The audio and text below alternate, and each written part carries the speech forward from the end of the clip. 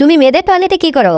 আমার ছেলেকে কে কাঁদাইলো? তোমার সাহস কিভাবে হয় আমার ছেলেকে কাঁদানোর? ম্যাম, আপনার ছেলে বড় হয়ে গেছে, এভাবে মেয়েদের টয়লেটে ওর যাওয়া উচিত হয়নি। এখনো 7 বছরের অবুঝ বালক। ম্যাম, 7 বছরের বাচ্চার তো এটা জ্ঞান থাকে যে ওর কোন টয়লেটে যাওয়া উচিত। কি হচ্ছে এখানে?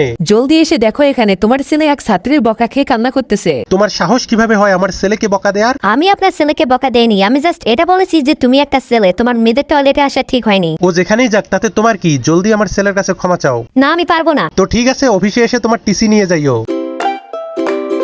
আরে, এ তোমার ছোটবেলার প্রেমিক, তুমি এখানে কিভাবে? আরে এ তো আমাদের স্কুলের মালিকের ছেলে। আজ আপনি হঠাৎ এখানে কিভাবে? এ ভুল করছিল, একে আমরা বোঝাচ্ছিলাম। প্রিয়া, তুমি একটু আমার অফিসে আসো, তোমার কাছে আমার একটু কাজ আছে। ঠিক আছে। এখন তোমরা দুজন গিয়ে চুপচাপ আমার প্রিয়ার কাছে ক্ষমা চাইবে, না হলে আমার মতো খারাপ কেউ হবে না। আম্মু তুমি আমাকে মাফ করে দিও, আসলে আমার ছেলেরে ভুল ছিল, আমি তোমাকে অযথা বকা দিছি। নিশ্চয়ই উনি মনে হয় মাপ চাইতে বলছে। তুমি যদি আমাকে মাফ না করো তো আমি ঠিক আছে, আমি আপনাকে মাফ করছি, আমার প্রেমিকের পাওয়ার তো সেই।